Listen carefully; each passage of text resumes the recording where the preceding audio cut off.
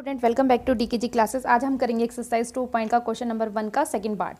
इसमें क्या करना है, find the zeros of the following quadratic polynomial and verify the relation between the zeros and the coefficient. बेटा मुझे ये गिवन है वैल्यूज, ठीक है। अब मुझे इसकी कोफिशिएंट यानी जीरोस फाइंड करने हैं, मुझे यहाँ पे जीरोस फाइंड करने हैं। तो जीरोस फाइंड करने के लिए बेटा मिडिल टर्म स्प्लिटिंग करते हैं, या फिर आप फर्स्ट और लास्ट टर्म को मल्टीप्लाई कर दीजिए और उसका एलसीएम लीजिए। 1 और 4 को मल्टीप्लाई किया तो बेटा क्या आया, 4 आया हमारा। अब इसके फैक्टर बना दिया, एलसीएम ले लीजिए इसके, ठीक है। अब बेटा मेरे का यहाँ पे जो भी चीज़ आएगी इसको प्लस करने माइनस करने पे मेरा मिड वाला टर्म आना चाहिए। जैसे 2 2 ज़ा 4, ठीक है। अगर मैं 2 में 2 ऐड कर दूँ तो 4 आ जाएगा। अब साइन का भी ध्यान देना है, यहाँ पे प्लस है या माइनस है, तो मेरा माइनस का है, तो मैं 2s माइनस और 2s माइनस और इनको ऐड कर दूँगी तो कितना आ जाएगा, माइनस का 4, और मल्टीप्लाई करूँगी तो 4 आ जाएगा +1। अब इनमें देखो बेटा हमें कॉमन क्या लेना है, इनमें कॉमन क्या है 2s कॉमन ले लेंगे तो यहाँ पे 2 बचेगा, 2 2 ज़ा 4 और एक s बाहर निकल गया तो s बचा। सेम ऐसे यहाँ पे 2s बाहर निकल गया तो 1 बचा। अब देखिए बेटा यहाँ पे कुछ भी कॉमन नहीं आ रहा तो हम क्या करेंगे, -1 कॉमन ले लेंगे। तो यहाँ पे क्या बचेगा 2s और ये प्लस का माइनस हो जाएगा क्योंकि माइनस कॉमन ले रखा मैंने। तो बेटा ये चीज़ ध्यान देनी है, ये दोनों जो कॉमन आएंगे वो दोनों सेम आएंगे। अगर ये दोनों सेम हैं तो ही हमारा क्वेश्चन करेक्ट होएगा, अदरवाइज हमारा गलत हो जाएगा, रॉन्ग। तो ये देखिए 2s -1 एक फैक्टर बन गया और 2s और ये 2s -1। अगर यहाँ पे बीच में प्लस होता तो यहाँ पे प्लस आ जाता, अगर माइनस है तो माइनस। अब इसमें जीरो रख के वैल्यू फाइंड कर दो जीरोस की। 2s -1 इक्वल्स टू 0 और 2s -1 इक्वल्स टू 0। तो s की वैल्यू क्या आ जाएगी, माइनस का साइड जाके प्लस का हो जाएगा। s की वैल्यू क्या आ गई मेरे हमारे पास 1/2। सेम एज इट इज़ यहाँ पे भी करना है, तो s की वैल्यू 1/2 आ जाएगी। अब देखिए बेटा ये चीज़ निकल गई हमारे यहाँ पे। अब हमें क्या फाइंड करना है, अब हमें जीरोस का सम फाइंड करना है और प्रोडक्ट ऑफ जीरोस निकालने हैं। तो देखो बेटा सम ऑफ जीरोस निकालने का फॉर्मूला क्या होता है हमारा, सम ऑफ जीरोस ये क्या होता है हमारा माइनस बी अपॉन में हमारा बी अपॉन में ए होता है हमारा, सीधा लिख दो, नहीं तो minus coefficient of x square upon में कॉफिशेंट ऑफ एक्स स्क्वायर, तो माइनस बी अपॉन में ए, ये चीज़ होती है हमारी फॉर्मूला, ठीक है। सम ऑफ जीरोस यानी इन दोनों का जीरोस निकालें, इनका सम यानी 1, क्योंकि मुझे वेरीफाई भी करके दिखाना है। और यहाँ पे बी क्या है -4 -4, ए क्या है हमारे पास बेटा 4। इसका एलसीएम ले लेंगे 2, डिवाइड करेंगे 2 को 2 से 1, 1 को 1 से मल्टीप्लाई +1, ऐसे यहाँ पे डिवाइड करेंगे तब भी 1 आएगा। और यहाँ पे माइनस माइनस क्या हो गया प्लस, 4 अपॉन में 4 कट कर दिया, क्या आ गया बेटा 1, और ये 2 अपॉन में 2 कट हो गया 1, तो 1 इक्वल्स टू 1। आपका वेरीफाई भी क्रॉस चेक भी आपने कर लिया, ठीक है। ऐसे सेम प्रोडक्ट का करेंगे, product of zeros, product of zeros क्या होता है हमारा, जीरोस होता है हमारा क्या होता है, कांस्टेंट टर्म अपॉन में कोफिशिएंट ऑफ एक्स स्क्वायर, ठीक है। कांस्टेंट टर्म हमारी क्या होती है सी अपॉन में ए, ठीक है। और यहाँ पे प्रोडक्ट ऑफ जीरोस क्या है, यानी इनका प्रोडक्ट 1/2 इंटू में 1/2 इक्वल्स टू सी क्या है बेटा हमारे पास, सी हमारे पास 1 है और ए हमारे पास 4 है, तो 1 2 2 ज़ा 4, तो 1/4 इक्वल्स टू 1/4। तो मेरा LHS इक्वल टू RHS आ गया बेटा। मुझे यही प्रूव करना था कि मेरे दोनों अगर इक्वल आ गए तो हमारा इसका रिलेशन का हम वेरीफाई भी करके दिखा दिया। आई होप आपको क्लियर हो गया। अब हम इसका थर्ड पार्ट करते हैं बेटा। ये थर्ड पार्ट की इक्वेशन दे रखी है बेटा। अब ये देखो अरेंज हमारी इक्वेशन क्या होती है, ax² + bx + c होती है हमारी, ax² + bx + c। अब देखिए ये आगे पीछे अरेंज कर रखी है तो मुझे इसको रीअरेंज करना पड़ेगा।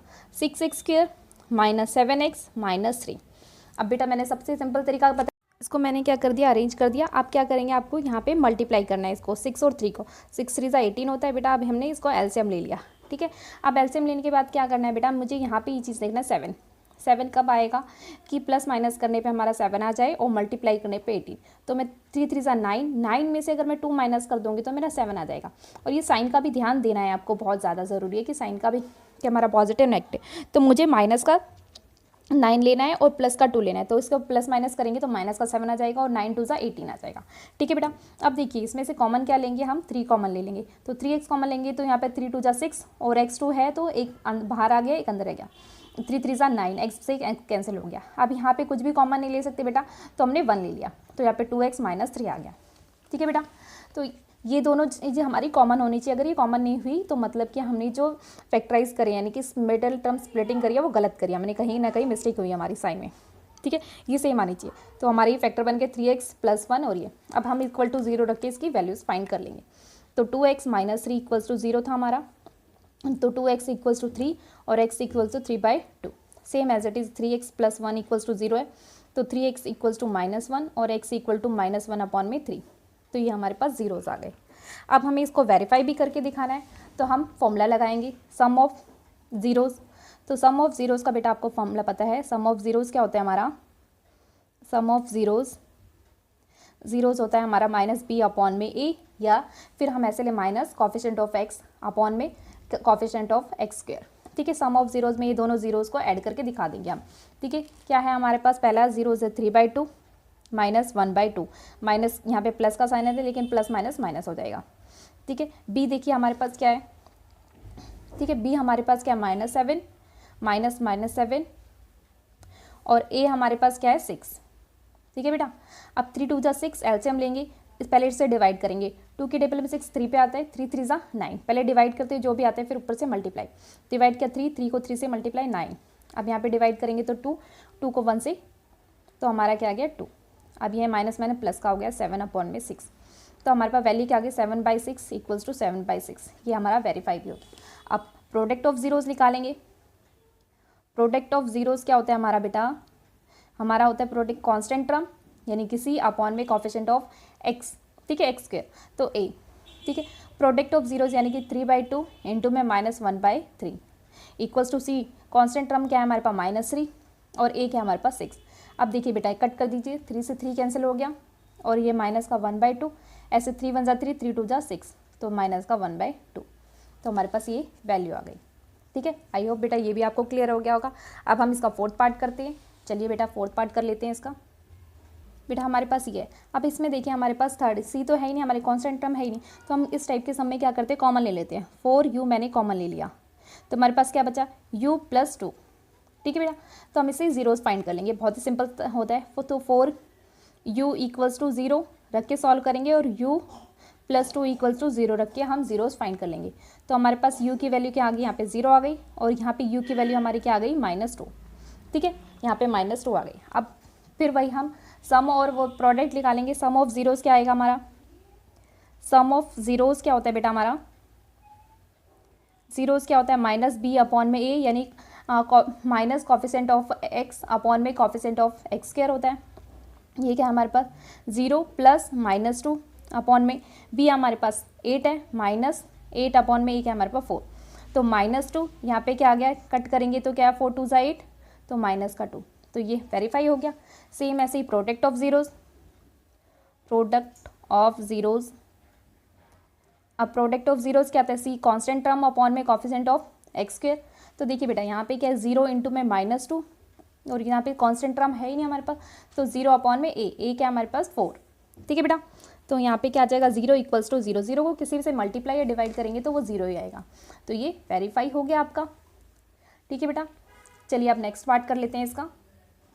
बेटा ये चीज़ है हमारे पास। अब देखिए यहाँ पे ना हमारे पास b गिवन नहीं है, अब हम इसे सॉल्व करने के लिए टी स्क्वायर और ये √15 का होल स्क्वायर ऐसे लिख सकते हैं। जब भी आपके पास ऐसे नंबर में आ जाए तो आप ऐसे सॉल्व करना। अब यहाँ पे देखिए a - b, a square minus b का होल स्क्वायर का फॉर्मूला लगाया हुआ है यहाँ पे, मैंने b स्क्वायर यानी एक बार प्लस में लिख दीजिए आप इसे, एक बार माइनस में लिख दीजिए। ठीक है बेटा, तो एक बार प्लस में लिख दिए आप √15 और एक बार माइनस में लिख दीजिए।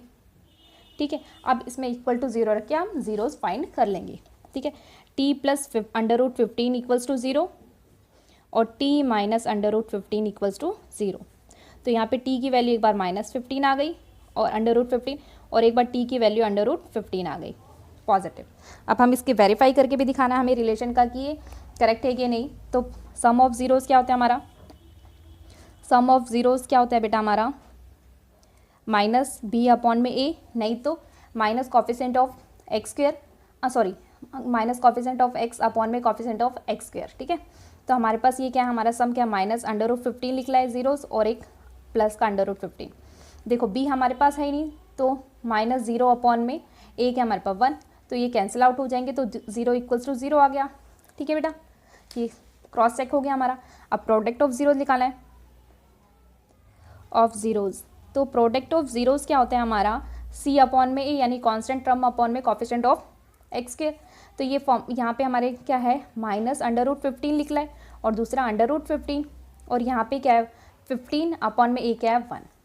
जब हम अंडर रूट वाली 2 डिजिट को आपस में मल्टीप्लाई करते हैं तो ये कैंसिल आउट हो जाता है, ठीक है।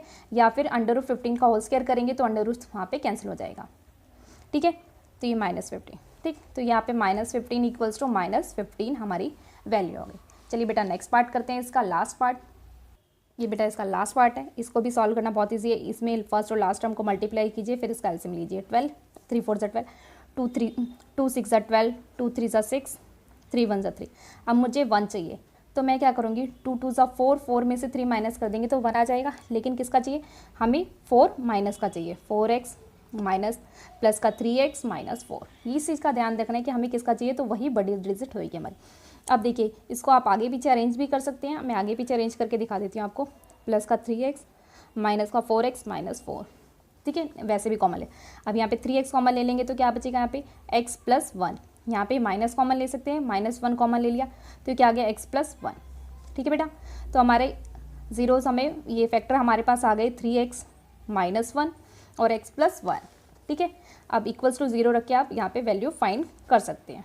3x माइनस 1 इक्वल्स टू 0, तो x की वैल्यू क्या आ गई, यहाँ पे -1 आ गई और 3x इक्वल्स टू 1, माइनस का इधर जाके प्लस का हो जाएगा और x की वैल्यू क्या आ गई 1/3। तो हमारे पास 2 जीरोस हमें फाइंड हो गए। अब बेटा वही पुराना हमारा sum of zeros, sum of zeros क्या होते हैं बेटा हमारा -b अपॉन में a, यानी कॉफिशेंट ऑफ x अपॉन में कॉफिशेंट ऑफ x², ठीक है। तो यहाँ पे -1 प्लस 1/3 इक्वल्स टू क्या होता है -b क्या हमारे पास 1 है, माइनस का अपॉन में क्या है 3, ठीक है बेटा। तो हमारे पास ये चीज़ आ गई। अब यहाँ पे देखो -1 और ये 1/3 आ गया हमारे पास, तो हम यहाँ पे एलसीएम ले लेंगे, ठीक है बेटा। एक्चुअली बेटा मैंने यहाँ पे गड़बड़ कर दी थी कि यहाँ पे 4 कॉमन आएगा, ठीक है। तो यहाँ पे 3x माइनस 4 आ गया यहाँ पे, तो यहाँ पे 4, तो ये 4/3 हो गया, ठीक है बेटा। तो यहाँ पे 4/3 लिखना था, मैंने एक बाय मिस्टेक कर दिया, ठीक। अब एलसीएम ले लेंगे यहाँ पे, तो 3 डिवाइड करेंगे 3 आएगा, फिर मल्टीप्लाई -3 प्लस 4, तो ये 1/3 same as it is, minus minus plus हो गया तो ये 1/3 आ गया, दोनों सेम आ गए, ठीक है। ऐसे प्रोडक्ट ऑफ जीरोज निकालेंगे। प्रोडक्ट ऑफ जीरोज क्या होता है, ऑफ जीरोज हमारी क्या होते हैं बेटा c अपॉन में कांस्टेंट अपॉन में कोफिशिएंट ऑफ x², ठीक है। प्रोडक्ट क्या है -1 इंटू में 4/3 इक्वल्स टू कांस्टेंट c क्या है हमारे पास -4 अपॉन में a क्या है बेटा हमारे पास 3, ठीक है। तो हम जब हम मल्टीप्लाई करेंगे तो -4/3 इक्वल्स टू -4/3, तो हमारा दोनों ही इक्वल आ गया। आई होप आपको ये क्लियर हो गया होगा, फर्स्ट पार्ट पूरा कंप्लीट हो गया है। Thank you for watching my videos, please मेरे चैनल को लाइक शेयर एंड सब्सक्राइब कीजिए। Thank you for watching my videos, thank you student.